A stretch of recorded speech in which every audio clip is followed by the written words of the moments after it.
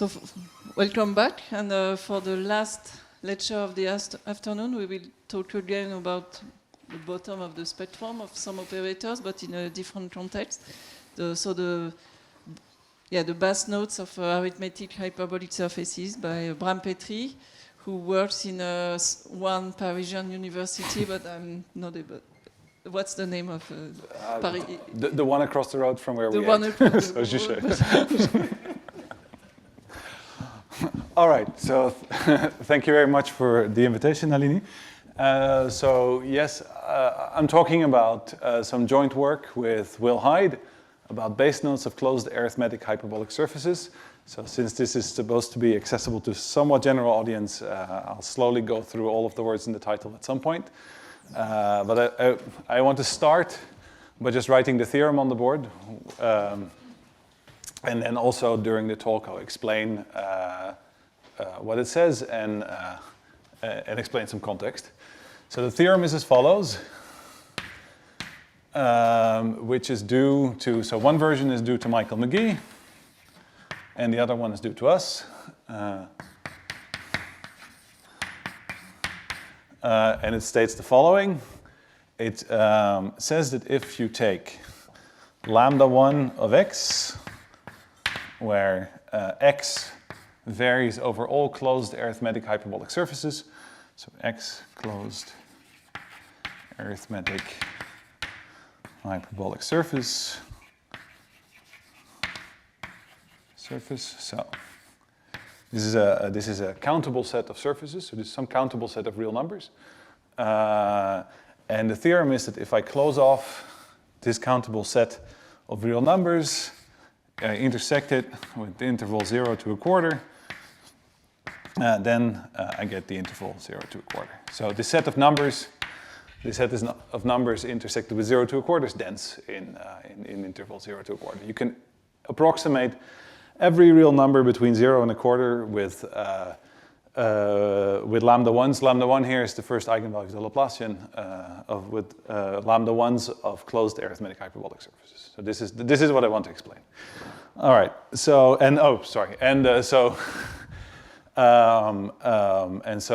the background is that Michael McGee proved this for arithmetic surfaces in general without the word closed.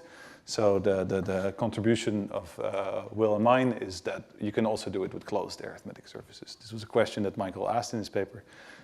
And what we did, so towards the end of the talk, I hope to explain a little bit what goes into the proof. And of course, so our proof is very much inspired by some of what Michael did. So I'll focus on what's different mostly. And then, but before I talk about any of that, I want to talk about some context. So this problem of determining sets of lambda 1s of some family of geometric objects fits into a much larger context, which is that of studying base notes of, base notes of, let's say families. This terminology is borrowed from a text by Sarnak, families of locally uniform geometries. Locally uniform geometries. So this is a, I think, introduced like this by Sarnak, very much inspired by work by Kravchuk, Masaccio, and Paul, and independently Bonifacio. So the Sarnak has on his homepage is a nice set of notes called the Chern Lectures, where he discusses many examples of these problems. And I just want to give you a couple. And the one I want to start with is probably the most classical one, which is namely studying the set of base notes of flat tori of volume 1. So example 1. Flat tori of volume 1. Okay? So a flat torus is a n-dimensional torus with a flat Riemannian metric on it. This is always given by, so fact, every such torus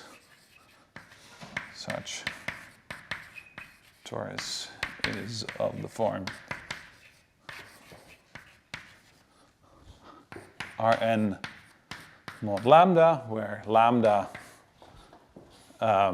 is a lattice, so nothing else than all integral linear combinations of some basis of Rn. Vi, this is a basis, and Rn is a lattice. Okay?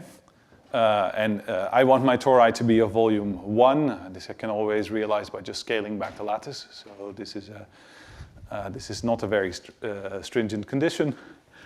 And the question we're going to ask is exactly the analog of that. So there's a Laplacian here, which is just usual Euclidean Laplacian. So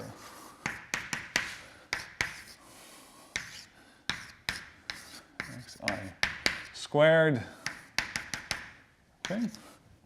This is the Laplacian, and the question is the same thing. So what is the set? What is the set of base notes of this family of geometric objects that locally all look the same?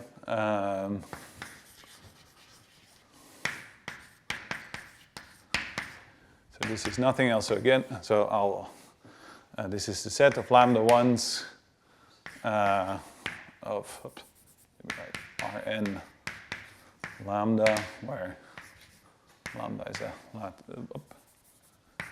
Rn is a lattice of covolume 1.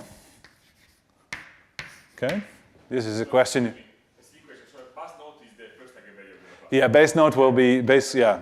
Just to clarify. Yeah. Base note will be the first non-trivial eigenvalue. So clearly, so the so yes. So let me make it precise now. So this thing. What's nice about flat tori is that we can describe the spectrum and the eigenfunctions very well. And so I imagine many of you have seen this, but the eigenfunctions here are given by the following. So this is phi v of x is e to the power 2 pi I inner product of x with v. So for fixed v, this determines a Laplacian eigenfunction on Rn, right? And if I want this expression also to make sense in the torus, then in Rn mod lambda, then I want that if I add up a lattice vector to x, that the value of this function doesn't change. And so what do I want? I want that v lies in what is called the dual lattice, which is just a set of all vectors in Rn, such that w, maybe let me call them v, sorry. V with w is in z for every w in my lattice. Okay, this is called the dual lattice because it's also a lattice. It is also of covolume 1. So that's, and these are not just some eigenfunctions. These form an orthogonal basis for L2, so they span all of them. And the corresponding eigenvalues you can also just compute. It's 4 pi squared times the norm of v squared, right? This is a matter of differentiating twice. So again, the zero vector corresponds to constant functions, right? And the first, what I'm calling lambda 1 here, would be the first non-trivial eigenvalue, which corresponds to the shortest dual vector, right? So lambda 1 is nothing else than is nothing else than the min of the 4 pi times the Euclidean length squared of V in the dual lattice, okay? But not 0, sorry. Okay, so if I'm asking this question here, this is completely equivalent to asking, since duality is an involution on the space of lattices, it's preserved volume 1, so I'm just asking what is the set of possible shortest lattice vectors of lattices of volume 1, which is an incredibly classical problem in the theory of lattices. So this is also, so this is equivalent to, shortest lattice vector problem,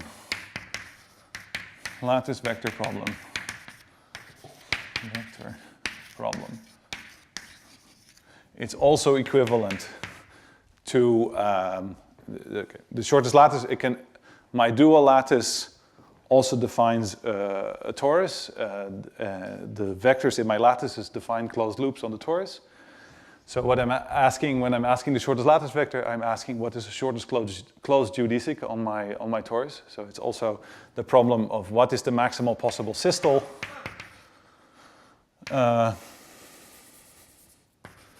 Max systole of Rn. Okay, again, because I can forget about the dual here. Lambda lattice of co-volume 1. And then the last one, that is maybe the most... Where did you say the maximum system? Very, very good point. This is a theorem. So lambda varies over the space of lattices. So the space of lattices is not compact. Systole is a continuous function, but a priori there's no reason that this should be a maximum rather than a supremum. But there's a theorem called Mahler compactness that says that this is a maximum. Was that the question? I thought your original question was to describe the set of all the lambda ones. Sorry, not the max, sorry, yeah. So the set of, sorry, you're right. I'm used to thinking of the maximum, but I want to describe, it's supposed to describe it in the maximum, I want to describe all systoles, which is equivalent to describing the maximum, because it's an interval by Mahler's compactness. So the last version that I wanted to write down is it's also the same as the lattice packing density problem. The density, what is the density of a packing in general? So packing in Rn is a collection of disjoint balls with equal radius, and density is the space it fills up. So density of lambda is I take all the balls of the equal radius around the vectors in my lattice. Of course, I'm going to take R maximal so that all these balls are disjoint, which corresponds to taking half the systole, or half the shortest lattice vector. And I intersect with a ball of radius 0 around R. I take the volume of that. Density, sorry.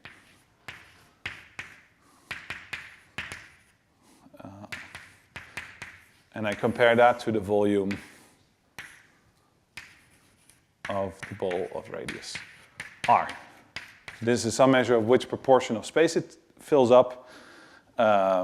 If you've never seen this, here's an exercise. This is the same as the volume of the ball of radius 1 in Rn divided by 2 to the power n times the systole of my lattice Rn lambda divided by the volume of the co-volume of the lattice in general, which I've normalized to be, to the power n, which I've normalized to be 1. Okay? So it's the same as understanding the maximal, the densest lattice packing in Rn. This is all these problems is the same. And again, what do we know? Let me write this up. So Mahler compactness, again, so the space of lattices in Rn is not a compact space. So a priori it's not even clear that if you just ask for the maximum, that it's a maximum, but that's true. And that implies the following. It implies that the set, in terms of base notes, what I get, sort of flat n tori, I get some interval, can't realize 0, right? There's no lattice with shortest vector 0. And then there's some real number an, which depends on the dimension, of course. And we know it in dimensions. So even in the Euclidean setting, there's lots of open problems about this. This is known in dimensions 1 up to 8 and dimension 24. Because in dimension 24, there's a very special lattice called the Leech lattice, which sort of optimizes all these quantities. And up to dimensions 1 up to 8, it's also known, and then in between we don't. So even the fact that in dimension 24 the Leech lattice optimizes this is not so old, this theorem. I think it's from 2012 due to Kohn and Kumar. Okay, that the Leech lattice uniquely optimizes the density among lattices, and then by now we also know, due to works of Vyazovska and Vyazovska with Kohn, Kumar, Miller, and Radchenko, that the Leech lattice doesn't just optimize the density among lattices, but among all packings. But for us, I mean, if you look into general packings, this connection to spectral geometry gets lost, so I'll stick to lattices. Okay, so that's sort of the most classical example of this problem, the maximal density of a lattice packing. Okay, but I, of course, as the title suggests, I want to talk about hyperbolic surfaces. So let me first remind you of a little bit of hyperbolic geometry.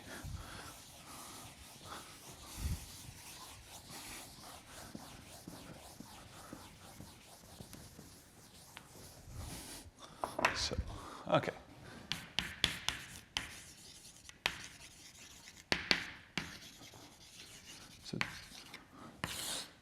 So just to be absolutely sure we're all on the same page, let me define what a hyperbolic surface is. So hyperbolic surface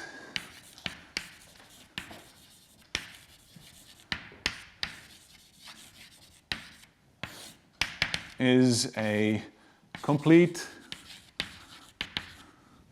Riemannian two-manifold. So the quickest definition is to say it's a complete Riemannian two-manifold of constant curvature, constant sectional curvature equal to -1. Constant curvature equal to -1. Okay, this is the quickest definition. You can also say it's still complete Riemannian and locally isometric to the hyperbolic plane, H2. And also the hyperbolic plane admits sort of a concrete definition and an abstract one. The hyperbolic plane, you can say, is the unique, simply connected hyperbolic surface. Not very helpful, but it's true. But more concretely, you write down a model. So it's either the upper half plane in the complex plane with this Riemannian metric. So I'm not going to use the actual metric, but I'm writing it down just to convince you that this is very concrete. It's also, you can also think of this as the disk with the following Riemannian metric, ds up squared equals 4 dx squared plus dy squared over x squared is y squared squared, okay? All right, so it's just locally isometric to this, meaning every point in my manifold has a little neighborhood that's isometric to some region in this, in the hyperbolic plane.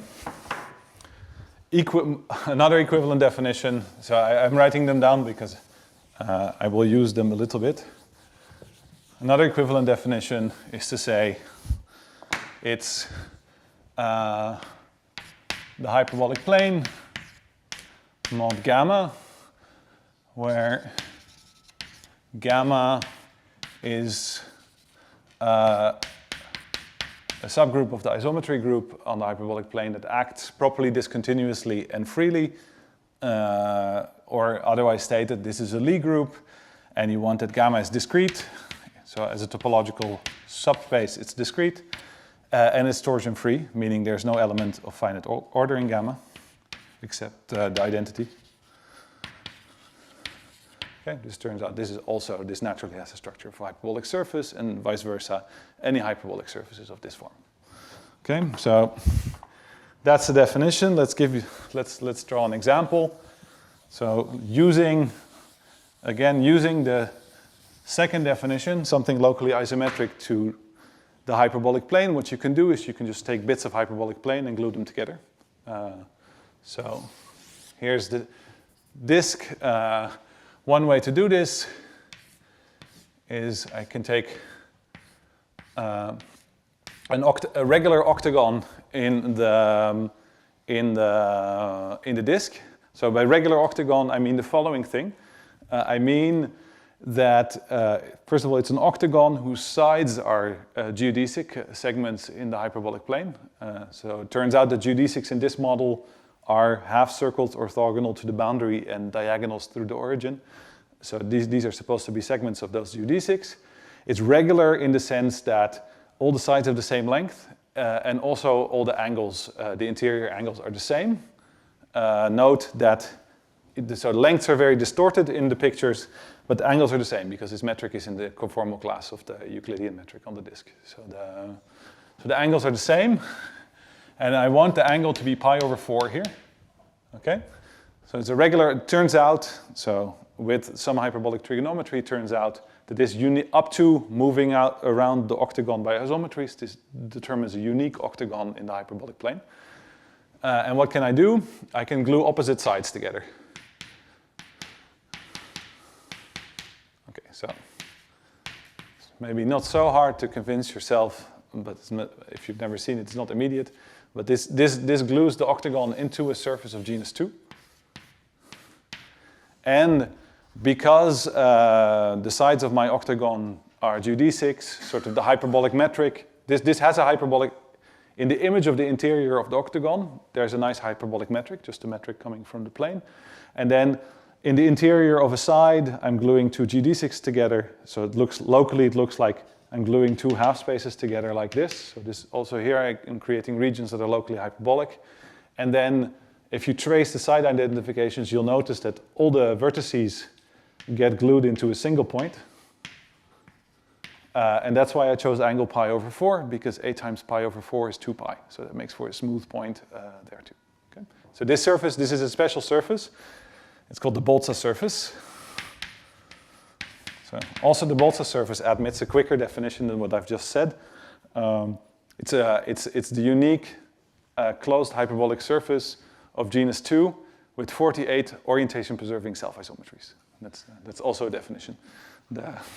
Again, hyperbolic surfaces also, they are in one-to-one correspondence with Riemann surface structures on the surface. So the Boltzmann surface is also the unique Riemann surface, closed Riemann surface of genus 2 with 48 automorphisms. This is a possible definition too. And then you can imagine that I can sort of wiggle my octagon around in the hyperbolic plane, but keeping the combinatorics of the side identifications the same, keeping lengths of opposite sides the same, keeping the angle sum equal to 2 pi, and I get a whole deformation space of hyperbolic surfaces that are a priori distinct, that are a priori not pairwise isometric.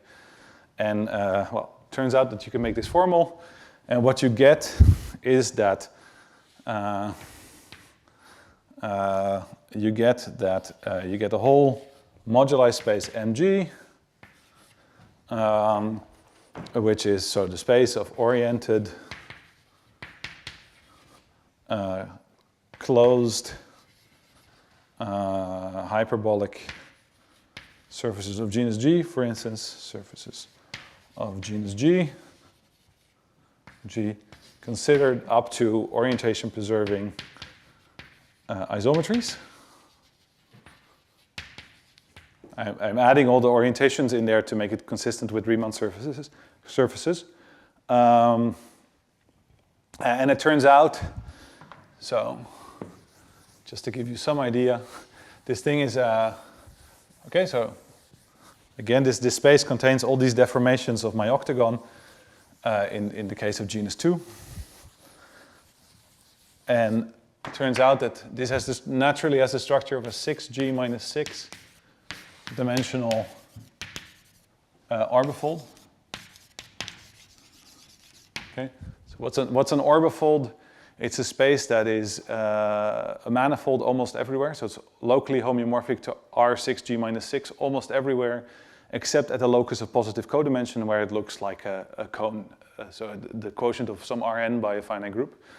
I'm saying this just to make the point that even if I fix the topology, there are plenty of different hyperbolic metrics. So you should think of this as an analog to the moduli space of lattices before that I mentioned, like the moduli space of distinct flat metrics on the torus has exactly the same structure. I mean, it is some finite dimensional orbifold.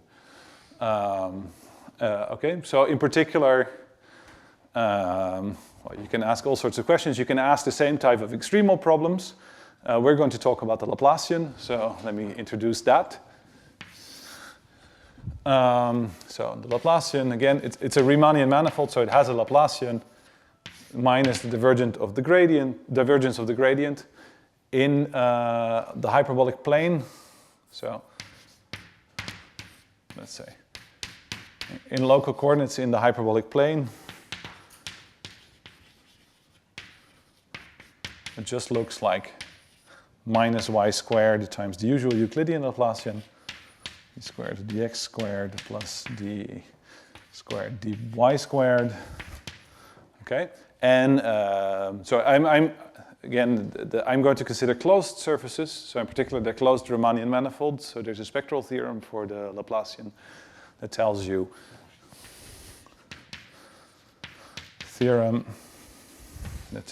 that the spectrum consists of eigenvalues in this case. So spectrum, closed for me includes connected. So spectrum of delta on 2x consists of eigenvalues 0, starting at 0, corresponding to constant functions. This thing still annihilates constant functions. And then the rest is strictly positive. So there's lambda 1 of x, and then that one might have multiplicity. But it's discrete, the spectrum, which includes the statement that every eigenvalue has finite multiplicity. And so on and so forth. Some countable set. It's spectral and is discrete. And is discrete. So, okay. So just like in the, and also just like in the case of tori, even if this is a priori a somewhat analytical quantity, there's lots of geometric interest in this number too. You can think of this as some sort of measure of connectivity of your surface. The larger this number is, the more connected your surface. It also influences the dynamics of the geodesic flow. If this is larger, then the geodesic flow on a hyperbolic surface is always chaotic. It mixes, and the bigger this number, the faster it mixes. It also it shows up in error estimates for counting geodesics on the surface. So there's lots of, even if it's somewhat analytical quantity, there's lots of geometric interest in it. Okay, so that was all that I wanted to say about sort of introduction to hyperbolic surfaces. Are there any questions at this point? If not, then okay, let's look at base notes. So maybe the most natural family, before I talk about arithmetic surfaces, maybe the most natural family to look at is just all closed hyperbolic surfaces. So I take all closed hyperbolic surfaces, I take their lambda 1s, get some set of real numbers. What does this look like? So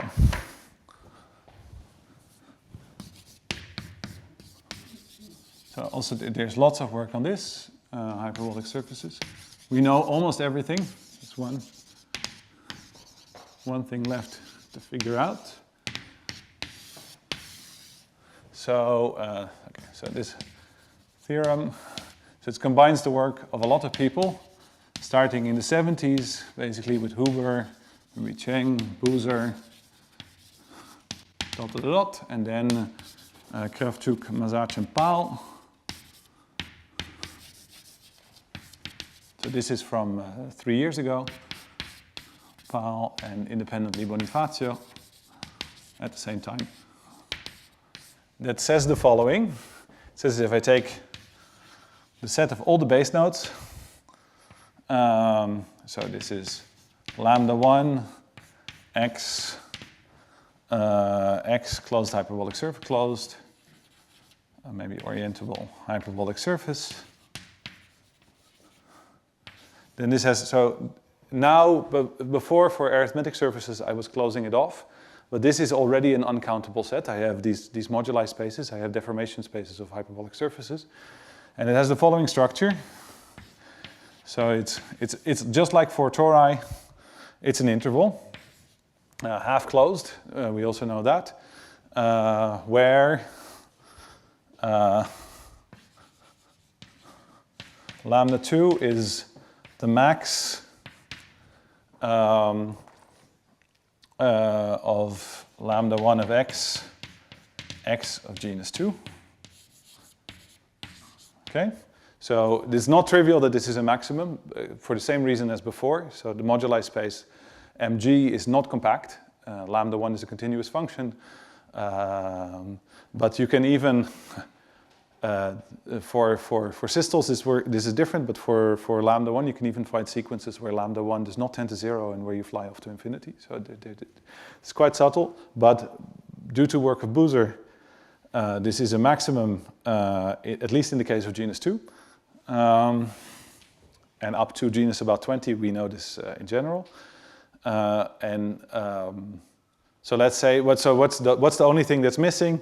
We don't know the number lambda 2. So there's a conjecture that it should be exactly the lambda 1 of the Boltzmann surface.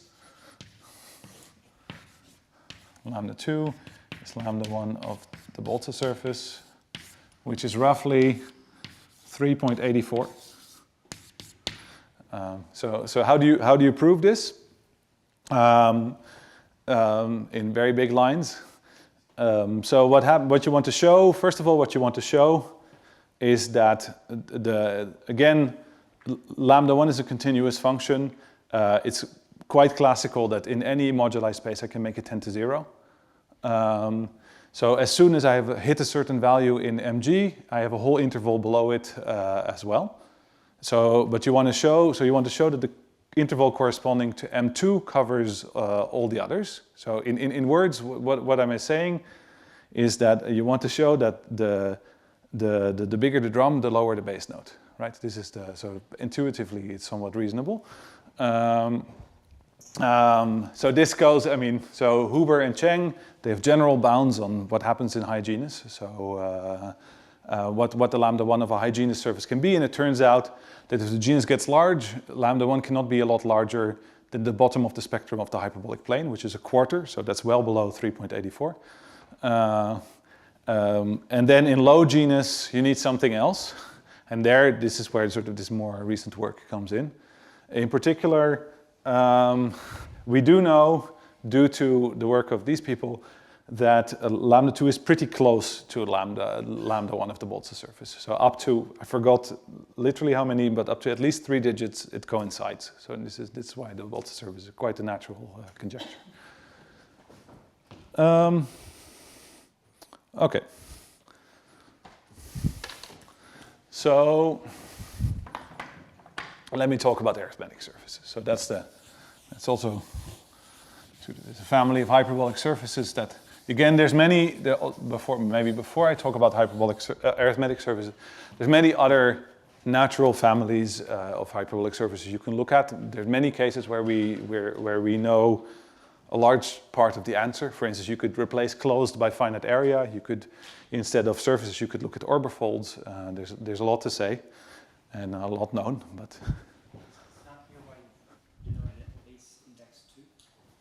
Just for dimension 2.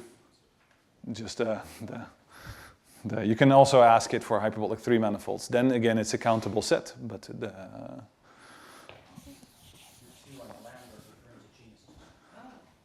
oh, yeah, that's confusing. Yes. Okay. Yeah, no, I'll stick to it. But you're right. So the definition of base 2 is for all genus. All genus at the same, all genera at the same time. All closed hyperbolic surfaces.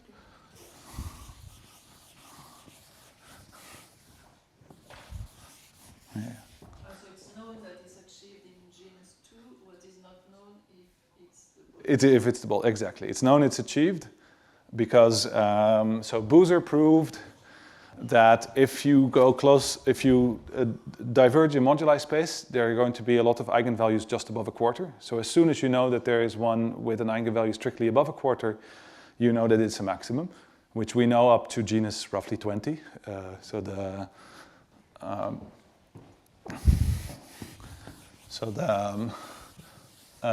that proves it's a maximum. We just don't know which surface it is.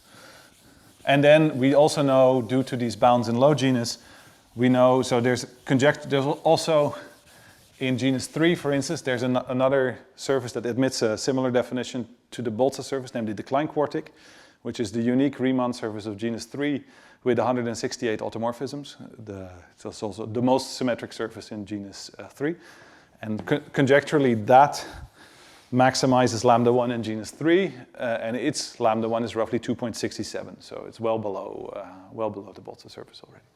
So we know that. Does this correspond to like conical points in the moduli space? Yes, conical points in the moduli space come exactly from automorphisms of the surface of the underlying surfaces. So yes, and also the Boltzmann surface. It's the most. I didn't say that, but. So there's a classical theorem due to Hurwitz that the number of automorphisms is at most 84 times g minus 1. It's not realized in every genus. Klein quartic is the lowest genus where it's realized, and the Boltzmann surface is the most symmetric surface in genus 2, which has only 48, which is less than Hurwitz's bound predicts.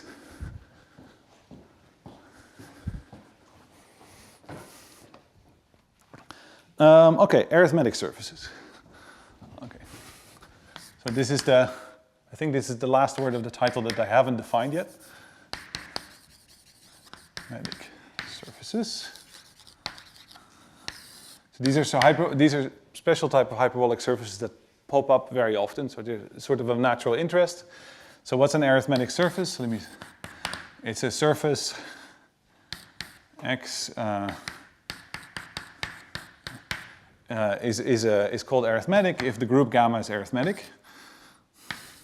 Okay, so my arithmetic if gamma in PSL2R. I didn't say this, but the orientation preserving isometries of H2 can be identified with PSL2R, so 2 by 2 matrices with real coefficients, determinant 1 considered up to a sign. Is arithmetic. So now I need to define what an arithmetic group is, and well, talks about arithmetic groups can be a bit frustrating because no one ever gives you the definition, and I'm afraid this talk will be no different. So here are some examples of arithmetic groups. So people always like to say is you should think of the canonical example is the integer points in some Lie group. So a nice example in PSL2R is PSL2Z, and that's an arithmetic group.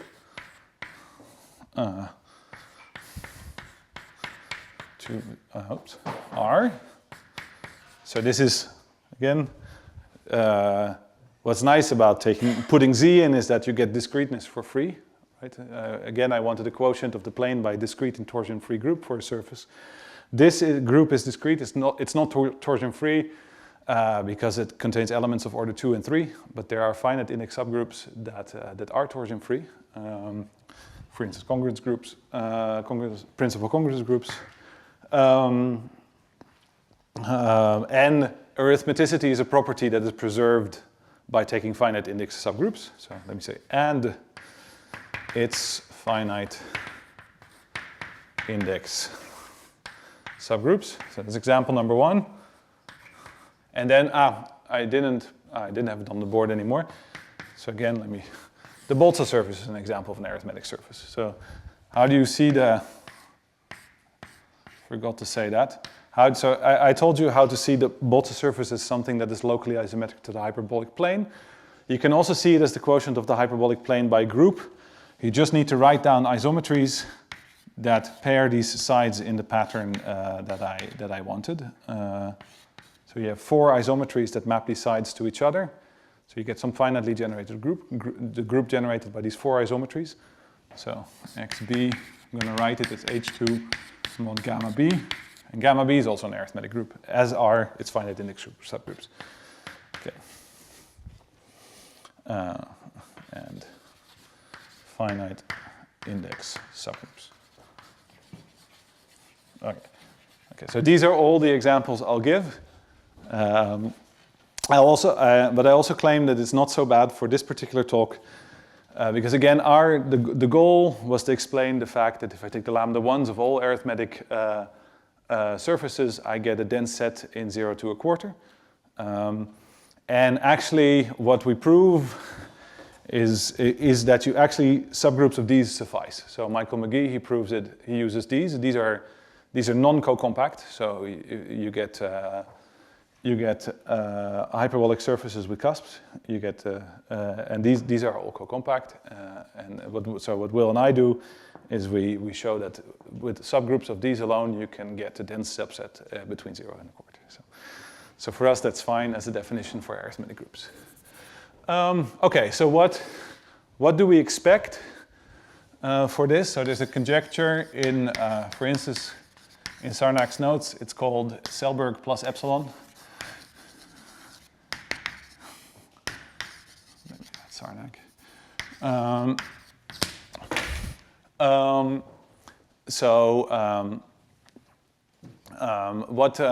So Selberg's conjecture states that specific subgroups of these groups here, they have lambda 1 greater or equal to a quarter.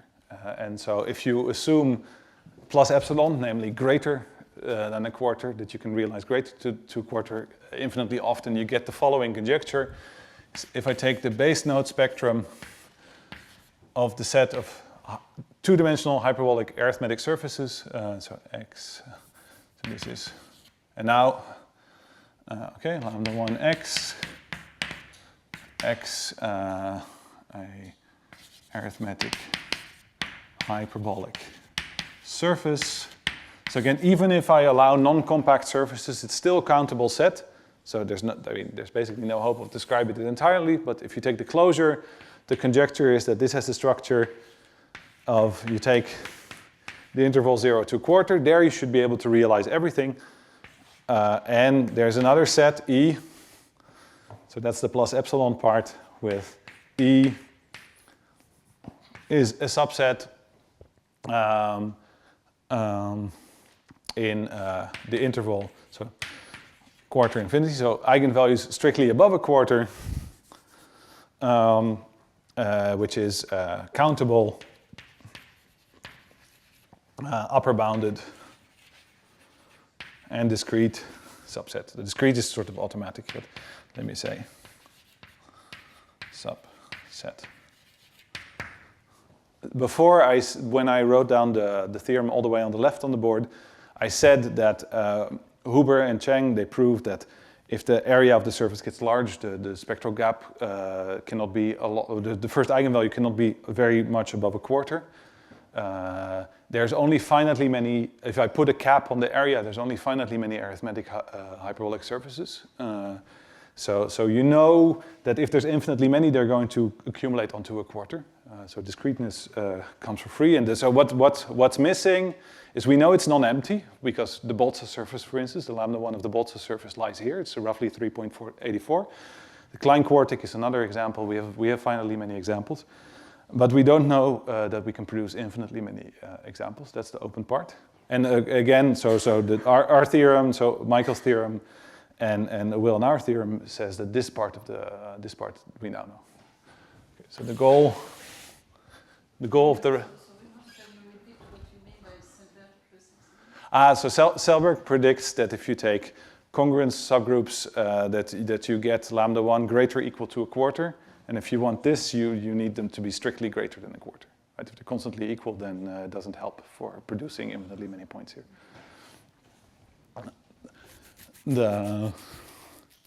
So yeah, this is the only thing. This is the plus epsilon. All right. Are there any questions at this point? Because the goal of the rest of the talk is to explain some ingredients of what goes into the proof. Of the fact that this with closed surfaces you can achieve this. And also, Nalini, until when do I have? You have 6, 7 minutes. Okay. All right. Perfect. All right. So, proof idea.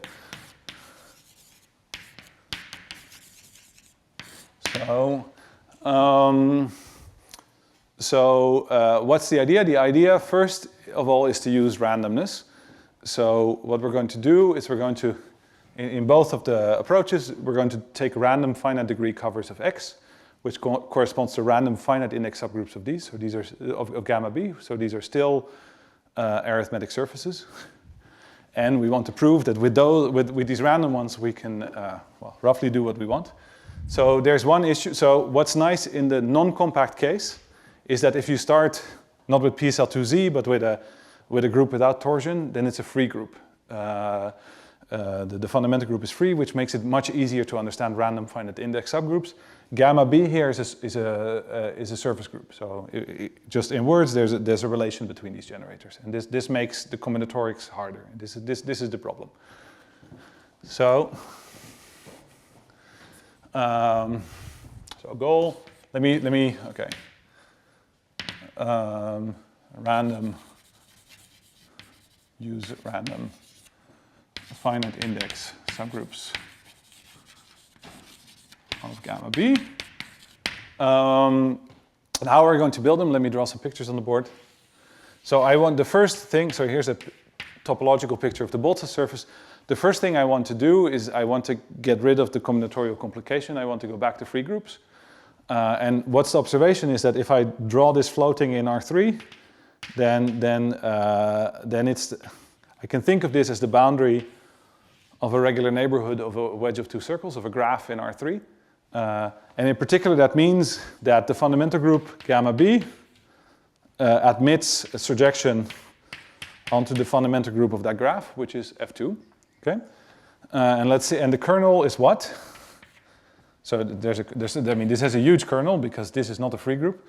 And what's the kernel? The kernel corresponds to a certain regular cover of the Boltzmann surface, and it's just a regular cover that looks like the graph cover. So what's the cover corresponding to the graph?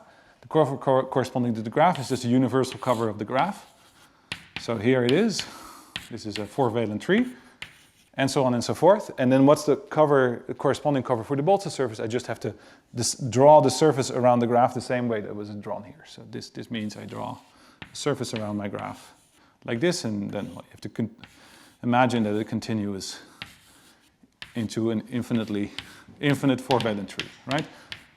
Okay, so that's my cover. And now what can I do? What's nice is now that using this surjection, it's very easy to produce random finite index subgroups. You just take a random surjection onto Sn. So if I think of this as generated by A and B, then a map from F2 to Sn is just, what do I need to do? To pick a homomorphism, I just need to describe the images of the generators, right? Because everything else is a word in the generators. And that could just come, since there's no relation, that just comes down to picking 2 permutations at random, right? And then what does my cover look like? So maybe, let me draw, maybe n is equal to 4. Then if I draw out these permutations like this, maybe pi a does this and pi b does something like this, right? So you should think of these things as labeled 1 up to 4. Maybe pi b does this, has 2 fixed points like that, right? This picture describes 2 permutations. This gives me a graph cover, and this thing here, if I project, let's say, in the horizontal direction, this gives me a cover of a wedge of 2 circles. This gives me an intermediate cover between the tree and the finite graph around which I've drawn my surface.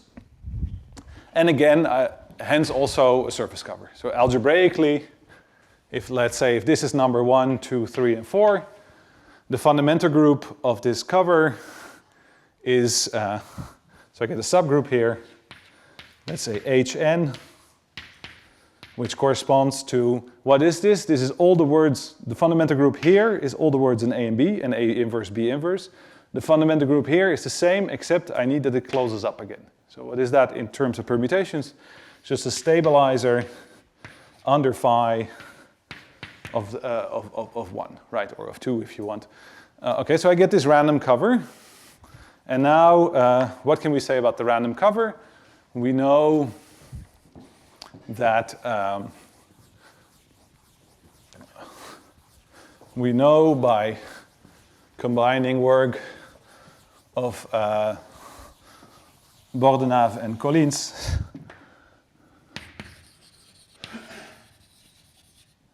and Collins with work by Hyde and McGee, both of which I think we'll hear about a little bit tomorrow, and also about generalizations. So I think Ramon and Michael will talk about generalizations of this, and maybe also some of this. Also Julien Moy, who's in the audience, has proved generalizations of this. What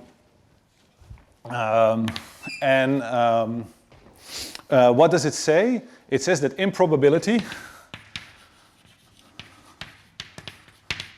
the lambda 1 of my random cover, yn is going to be the hyperbolic plane mod this subgroup, Hn. This tends to the lambda, the base of the bottom of the spectrum of this T here. Okay, this is T here. All right. So what we're going to do, and then I guess I'm out of time. First of all, we need to understand what lambda naught of T is, because it's no longer the hyperbolic plane. So for this, we're going to use a beautiful theorem due to Mirzaghani, which we put in as follows. So first of all, I said I have a surjection to a free group. I actually have tons of surjections to a free group, because what can I do? I have this attachment of my surface to the boundary of this graph. I can precompose with the self-homeomorphism of the surface. And this a priori, this changes the surjection onto the free group. I have an action of the mapping class group of the surface here. So let me add k phi, where phi is, let's say, a self-homeomorphism of the surface, for instance. Let me just call it the mapping class. Self-homeomorphism considered up to isotopy of the Boltzmann surface here. Okay, so this also gives me a tree T phi. The geometry of this tree changes if I change the attachment of my surface onto the boundary here. And now, what do we do? So we, using an argument based on Cheeger's inequality, we say the following. So let me just draw my surface here, otherwise I keep walking back and forth. So, bum, bum, bum, bum, bum, bum. So my surface, let me draw some, what is called a Pants decomposition on the surface. So a collection of simple closed curves. So the complement of the surface consists of 3 Holt spheres, pairs of Pants. This is a hyperbolic surface. These have lengths, let's say L1, L2, and L3. And this lifts, I can lift this Pants decomposition to a countable collection of curves in my tree. and so on and so forth, which have exactly the same length by construction. And Cheeger's inequality implies that actually, if these lengths are very long and not too far away from each other, then the spectral gap, the lambda naught here is close to a quarter. Okay, so this is the so if L1, L2, L3 long and close to each other, I won't make this rigorous, to each other, lambda naught of t phi is roughly a quarter minus some epsilon, which you can control in terms of this length. Right, these span decompositions, they're special. They consist of what is called meridians, curves that contract when I go onto the free group. And then, so now Mirzakhani's theorem.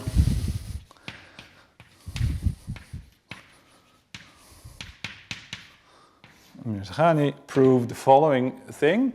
She proved that if I fix my favorite Pans decomposition, so 3 curves on my surface, such that the complement consists of spheres with 3 boundary components. She proved that if I take PL uniformly at random among Pans decompositions in the mapping class group orbit of my base Pans decomposition, MC, so homeomorphic to this base Pans decomposition MCG, XB, among those with total length at most L. Okay, then what can I look at? I can look at the lengths of these 3 curves, right? So L of PL, which is, so this is, again, if you're not so used to hyperbolic geometry, maybe this is a finite set, the number of Pans decompositions with total bounded length. So this is the lengths of these 3 curves, and I divide by the total length, L alpha 1 plus L alpha 2 plus L alpha 3, okay? So this is now, what is this? This is a 3-dimensional vector with some 1, right? Positive numbers of some 1. So this is a random variable in the simplex in R3. And, okay, so now I'll stop because I'm probably already well over time. But so what does she prove? That the distribution of this converges as L tends to infinity to an explicit distribution. We need much less than what she actually proves, but so let's say nu L tends in distribution as L tends to infinity to some nu infinity.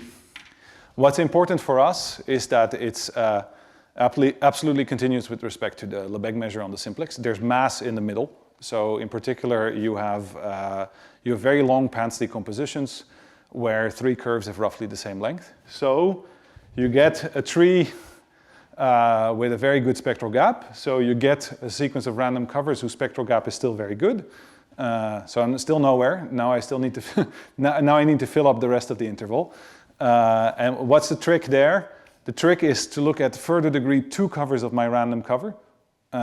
So among those, you again, using basically the same technology, you prove there's at least one that has a very good spectral gap.